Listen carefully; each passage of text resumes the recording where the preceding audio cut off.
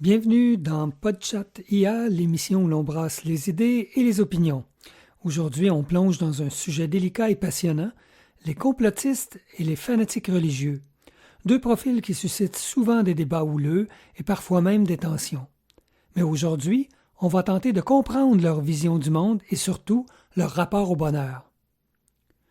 Nous vivons dans un monde polarisé. Il suffit de regarder l'actualité. Parlons de l'ingérence chinoise dans les dernières élections fédérales canadiennes et précisons les liens prétendus entre la montée de la droite en Occident et le regain du discours religieux extrême où des partis conservateurs utilisent les valeurs chrétiennes pour mobiliser les électeurs et influencer les politiques publiques. Ajoutons à cela les tensions au Moyen-Orient avec le conflit à Gaza ou l'élection de Donald Trump qui a profondément divisé les opinions politiques et idéologiques. Avec nous, nos panélistes habituels, alors Châtelain avec sa nouvelle voix. Il est spécialiste de la conscience et de la spiritualité. Bienvenue Châtelain. Salut René, heureux d'être ici pour explorer ces questions profondes et délicates. Et Châtel, experte des croyances et de leur impact sur notre bien-être. Bienvenue Châtel avec ta nouvelle voix aussi. Merci René. J'ai hâte de décortiquer ces croyances qui façonnent notre perception du monde. Et nos deux invités d'aujourd'hui, tout d'abord, bienvenue Chatouille. Tu revendiques fièrement ton fanatisme religieux. Quelle est ta vision du monde en un mot? Ceux qui ne croient pas en Dieu sont perdus et méritent leur sort. Regardez ce qui se passe à Gaza. Ceux qui se sont détournés de la foi récoltent la guerre et la souffrance.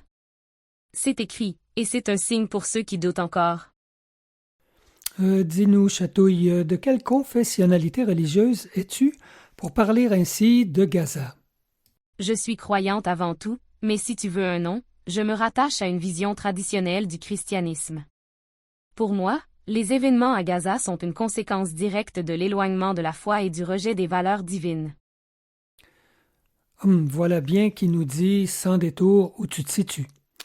Et toi, Chapristi, en tant que complotiste assumé, quel est ton message principal? Si vous croyez encore que les médias disent la vérité, vous êtes déjà esclave du système.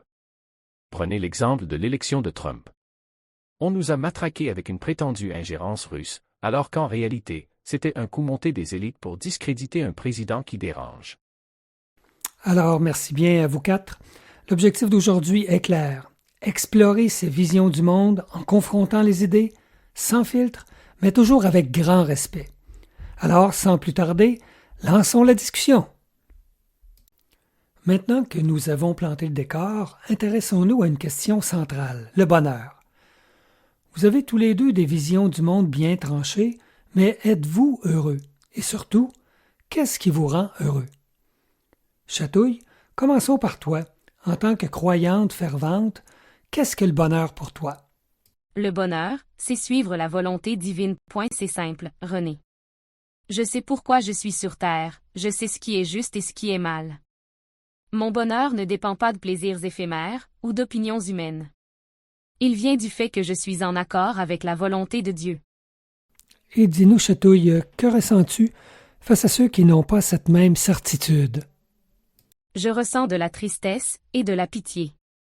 Quand je vois des sociétés s'effondrer, des gens sombrer dans le chaos moral, je ne peux qu'y voir la conséquence de leur éloignement de Dieu. Regarde l'Occident. L'individualisme, le matérialisme, ils pensent être libres, mais en réalité, ils sont perdus. Donc, ton bonheur vient de la certitude que tu es sur le bon chemin, mais est-ce un bonheur tourné vers toi-même, ou aussi vers les autres?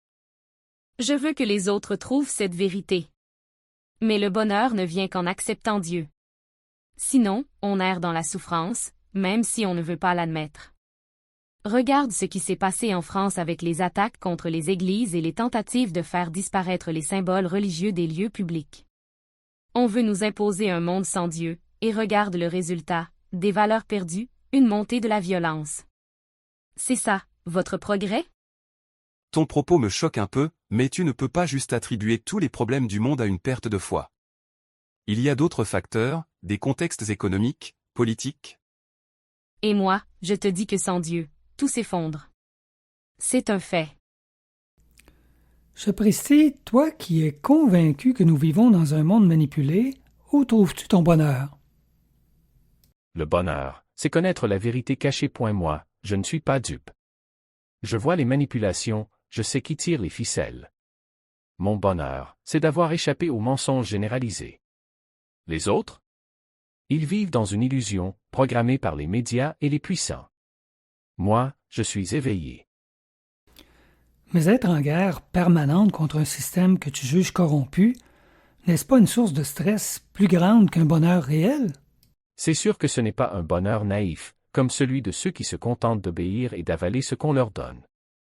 Mais c'est un bonheur réel. Parce que je suis libre. Je ne me fais pas dicter ma vie par des gouvernements ou des multinationales.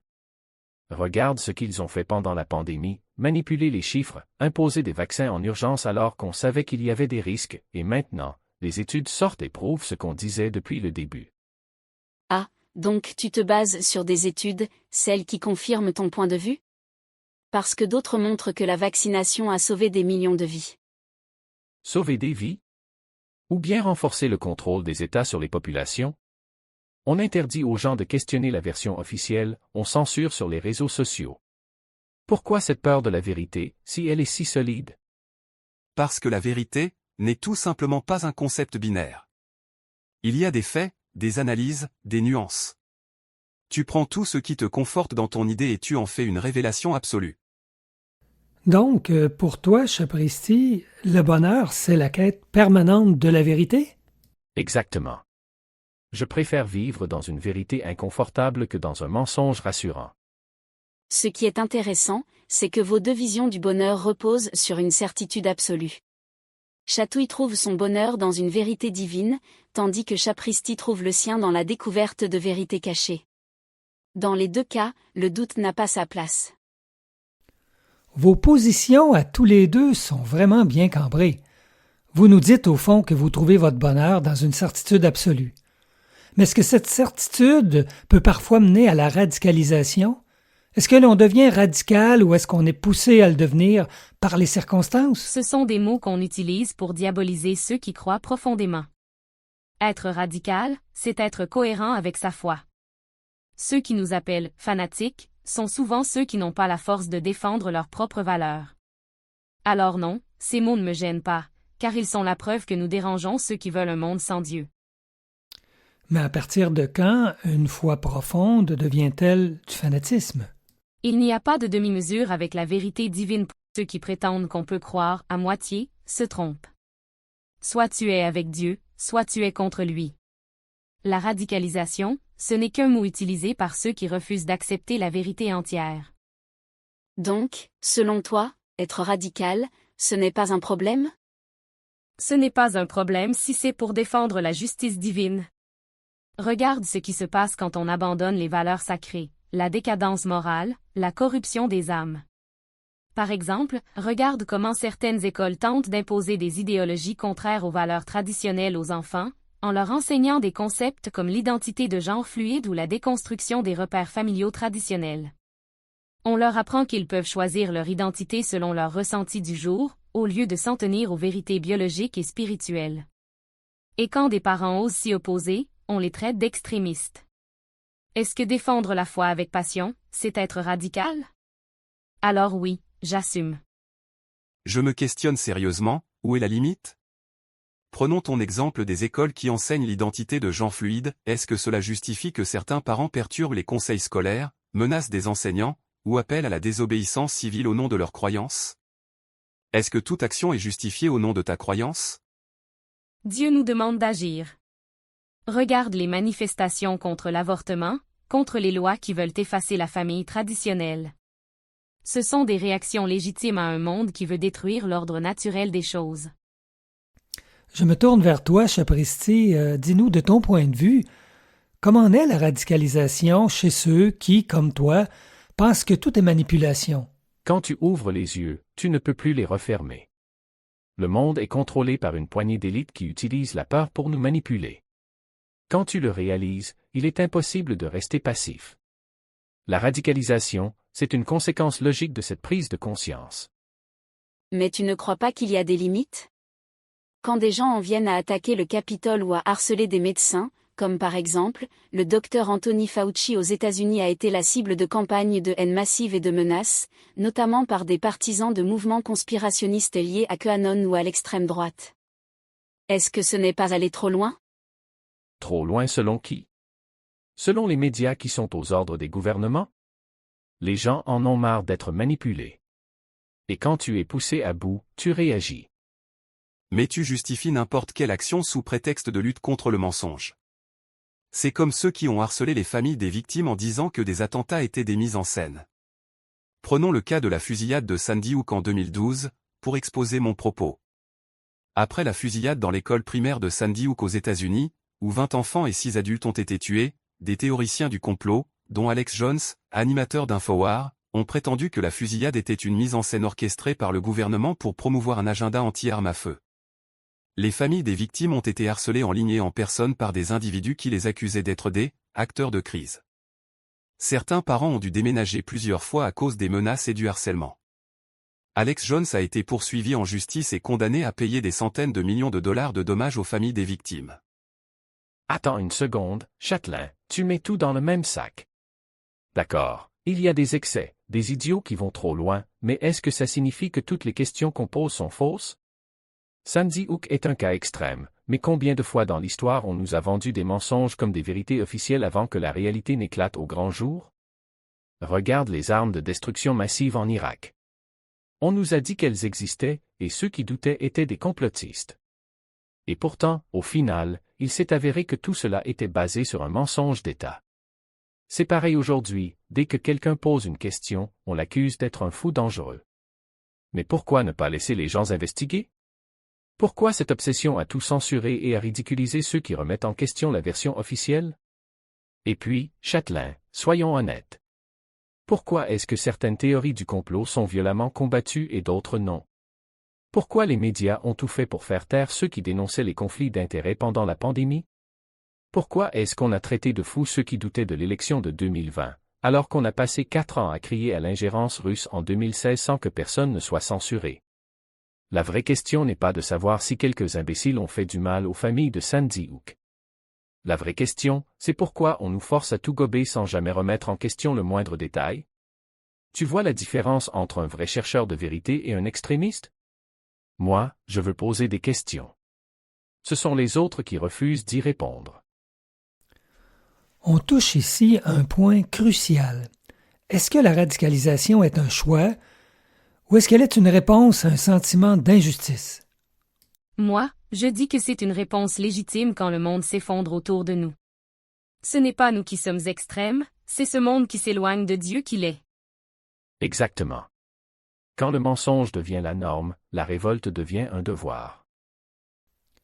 Prenons un cas concret d'actualité. MAGA, Make America Great Again, le mouvement pro-Trump, qui est souvent accusé d'être une forme de radicalisme politique. Certains de ses partisans voient Trump comme une figure quasi divine. Comment analysez-vous cette ferveur? Dieu choisit ses serviteurs. Je ne dis pas que Trump est un prophète, mais il a défendu des valeurs chrétiennes que beaucoup avaient abandonnées. Les médias le diabolisent, mais qui d'autre a eu le courage de se battre contre les élites progressistes et leur idéologie destructrice? Donc, un milliardaire qui trompe sa femme et ment en permanence serait un modèle chrétien? Ce n'est pas un saint, mais qui l'est. Dieu utilise des instruments imparfaits pour accomplir sa volonté. Et toi, Sapristi, comment expliques-tu cette vénération autour de Trump? Trump est le seul à avoir défié le système en place. C'est pour ça qu'ils ont tout fait pour l'éliminer. Ils ont falsifié les élections, ils ont utilisé le FBI pour l'accuser à tort, tout ce qui lui arrive est une preuve qu'il dérange les vrais pouvoirs. Mais Trump fait partie du système. Il est milliardaire, il a profité des lois et des institutions, il n'est pas un rebelle, il est juste un joueur plus habile. C'est ce que les médias veulent que tu crois. Pourquoi croyez-vous qu'ils le censurent et qu'ils diabolisent ses partisans? Parce qu'il est dangereux pour eux. Vous voyez bien que ça ressemble à un culte, une foi aveugle dans un homme imparfait. Et c'est peut-être ça la clé de la radicalisation, l'absence totale de doute. Cette idée qu'il n'y a qu'un seul chemin, une seule vérité, et que ceux qui ne la partagent pas sont forcément des ennemis. Ce qui nous amène à une autre question, si on voit le monde en noir et blanc, alors forcément, il y a des bons et des méchants. Mais qui sont-ils? Chatouille, pour toi, le bien et le mal sont-ils universels ou dépendent-ils du contexte? Le bien et le mal sont définis par Dieu. Ce n'est pas une question de point de vue. Nous avons reçu des lois divines, et elles sont immuables. C'est très simple. Ceux qui les suivent sont dans le bien, ceux qui les rejettent sont dans le mal. Mais qu'en est-il des contextes où ces lois peuvent être interprétées différemment? Par exemple, certaines traditions religieuses tolèrent des pratiques que d'autres condamnent.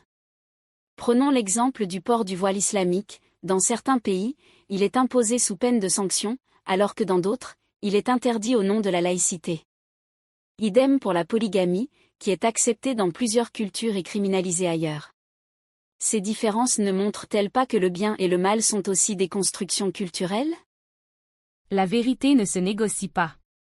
On peut essayer de la détourner pour la rendre plus acceptable aux yeux du monde moderne, mais cela ne change rien à ce qui est juste.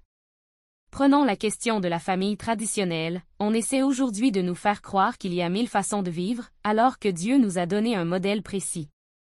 Cependant cette vision pose un problème. Elle rejette toute évolution morale. Par exemple, l'esclavage était autrefois justifié par certaines interprétations religieuses, mais il est aujourd'hui universellement condamné. Parce que l'esclavage n'a jamais été voulu par Dieu. Ce sont les hommes qui ont corrompu la parole divine. Mais sur d'autres sujets, comme la famille ou la morale sexuelle, ce n'est pas une question de progrès, c'est une question d'obéissance.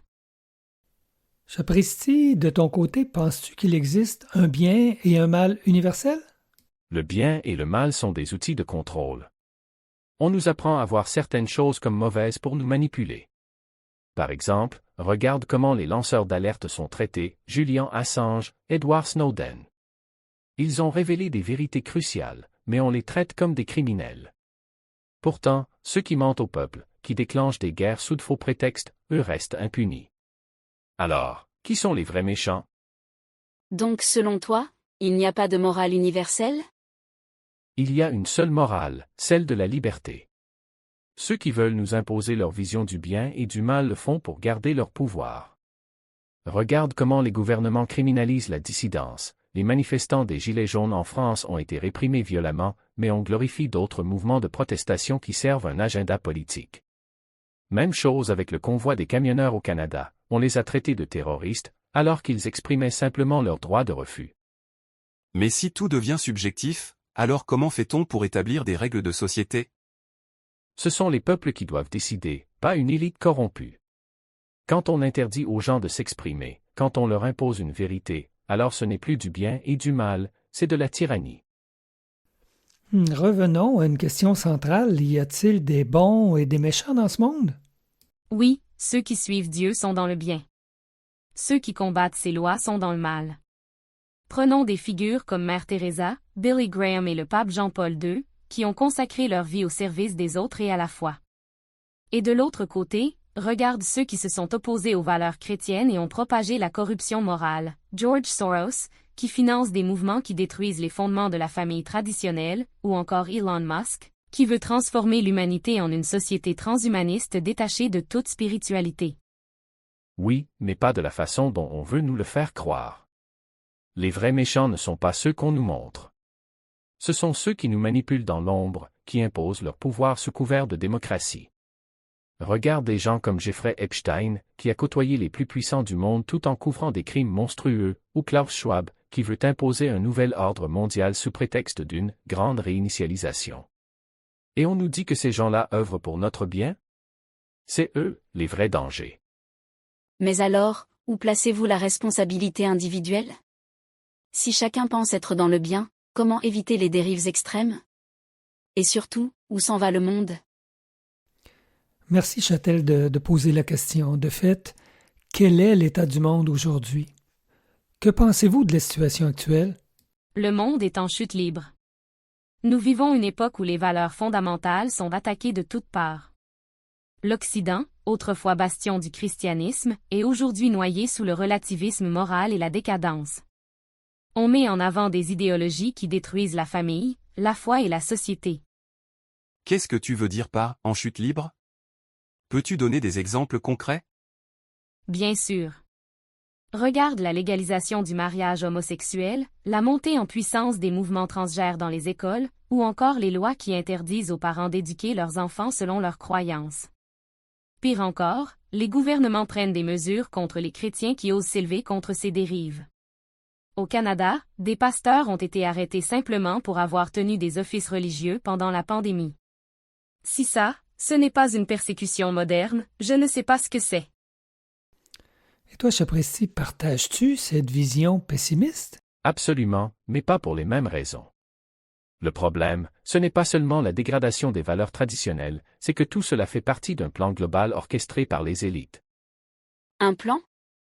Tu veux dire quoi exactement? Regarde ce qui se passe avec l'économie et les conflits mondiaux. L'inflation n'est pas un accident, elle est provoquée par ceux qui contrôlent les banques et les marchés. Les guerres, comme en Ukraine ou à Gaza, ne sont pas des conflits spontanés, elles sont alimentées par ceux qui veulent garder le contrôle sur les ressources et l'opinion publique. On nous manipule, on nous distrait, et pendant ce temps, un petit groupe de puissants se partage le monde. Tu parles d'un « groupe de puissants », mais qui sont-ils exactement ? Ce sont les grandes familles qui contrôlent les banques et les multinationales. Regarde des organisations comme le Forum économique mondial ou la Fondation Bill et Melinda Gates. Ce sont eux qui poussent des agendas comme la surveillance numérique de masse ou le contrôle de la population par des crises fabriquées. Donc, pour toi, rien n'est le fruit du hasard. Voilà. Quand tu vois que les mêmes entreprises profitent des crises qu'elles prétendent combattre, tu comprends que tout est calculé. Qui a profité de la crise du Covid-19? Les grandes pharmaceutiques, les géants de la technologie, les gouvernements qui ont renforcé leur pouvoir sous prétexte de sécurité. Et maintenant, on parle d'un passeport climatique pour restreindre les déplacements des gens au nom de la planète. Ça commence toujours comme ça. Mais n'y a-t-il pas aussi des problèmes réels, qui ne sont pas nécessairement orchestrés par une élite? Les catastrophes climatiques, par exemple. Ah! Le climat, justement. On nous vend une catastrophe imminente pour justifier des restrictions sur nos vies. Mais ceux qui crient au réchauffement climatique sont les premiers à voyager en jet privé et à investir dans des entreprises polluantes. Regarde les contradictions. Là-dessus, je suis d'accord avec Chapristi. L'écologie, c'est devenu une nouvelle religion païenne où on remplace Dieu par la planète. On nous demande de nous sacrifier, de nous priver, pendant que les élites continuent à vivre dans l'excès. Ainsi, l'état du monde serait le résultat d'un éloignement des valeurs divines et d'une manipulation orchestrée par des élites. Exactement.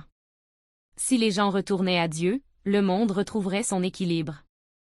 Et si les gens ouvraient les yeux sur les manipulations, ils comprendraient qu'ils sont des pions dans un jeu qui ne sert que les intérêts des puissants. Mais alors, que proposez-vous comme solution ? Que faudrait-il faire pour renverser cette situation ? Nous avons beaucoup parlé de l'état du monde et de ce qui, selon vous, le détruit. Mais pour aller plus loin, il faut comprendre qui sont les ennemis, qui sont les responsables de cette situation. L'ennemi, c'est tout ce qui s'oppose à Dieu. Nous vivons dans une époque où le mal est glorifié, où ce qui était autrefois considéré comme un péché est maintenant célébré.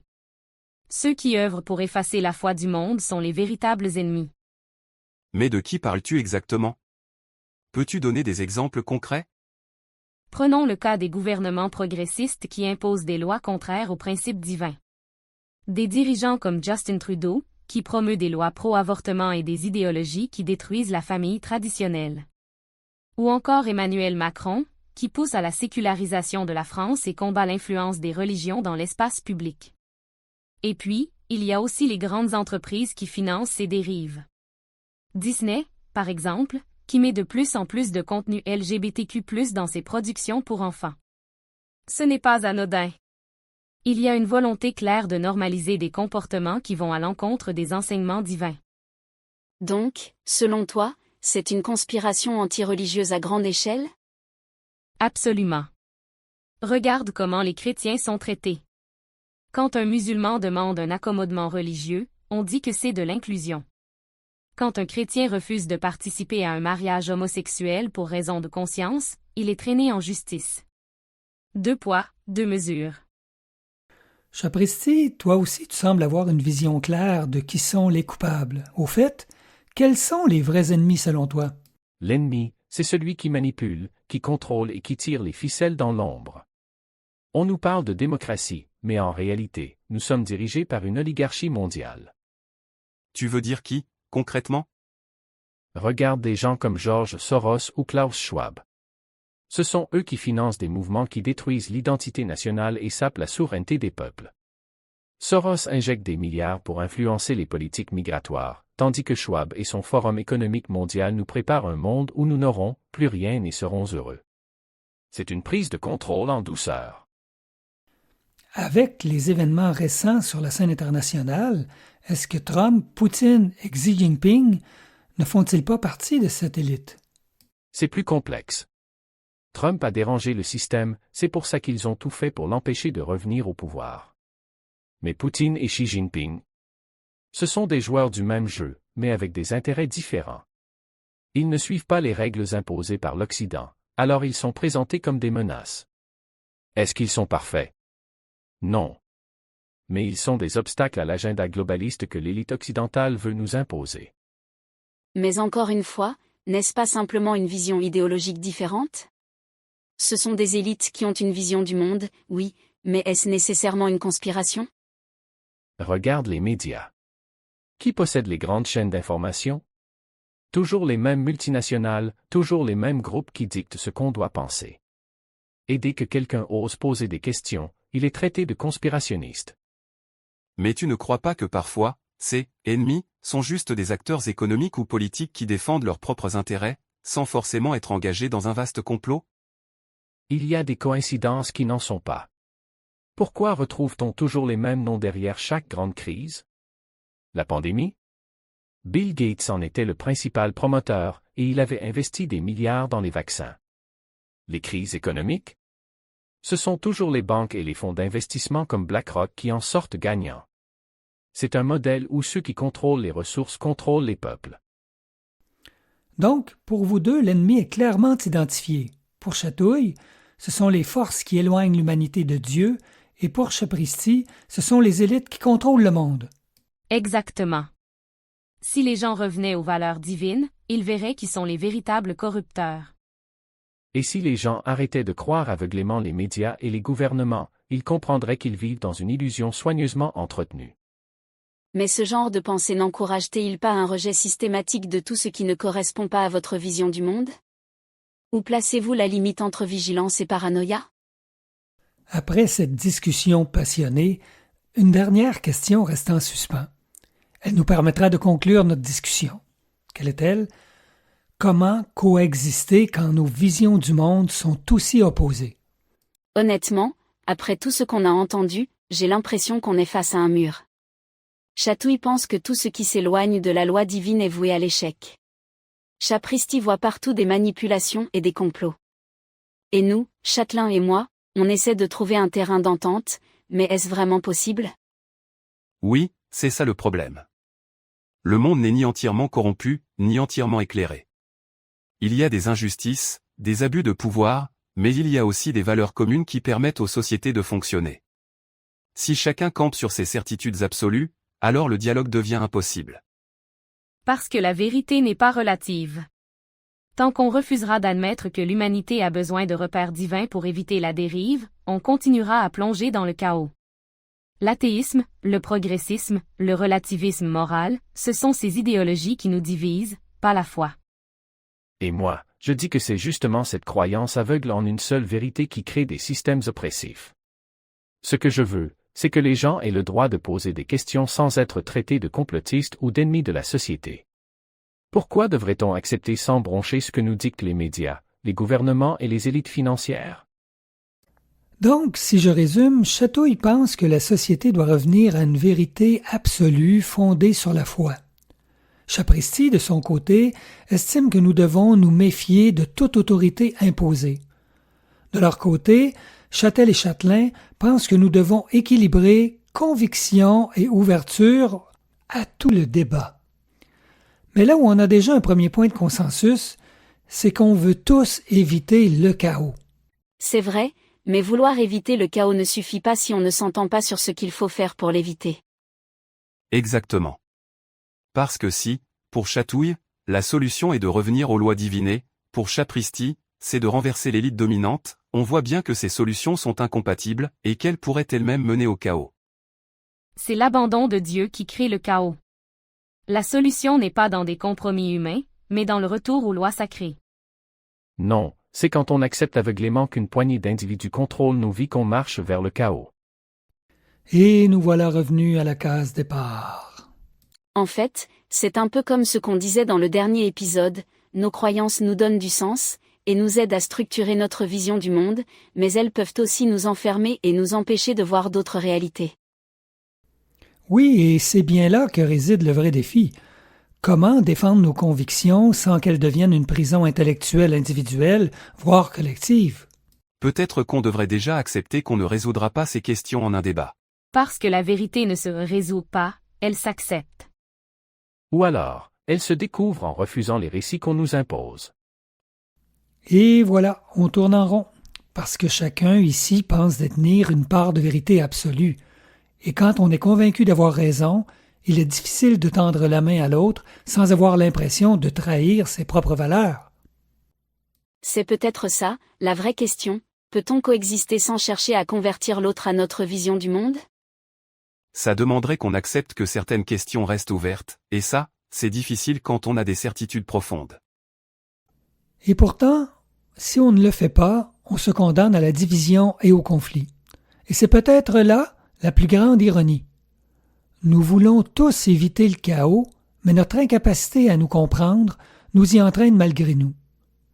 Deux idées fondamentales émergent de notre échange et elles mériteront qu'on les explore plus en profondeur dans nos prochains podcasts. Tout d'abord, la liberté. On dit souvent que la liberté de l'un s'arrête là où commence celle de l'autre. Mais que signifie réellement cette limite? Comment tracer cette frontière sans basculer dans l'oppression ou l'anarchie? Deuxièmement, les valeurs versus nos croyances. Ce qui semble nous définir en profondeur plus que nos croyances, ce sont nos valeurs.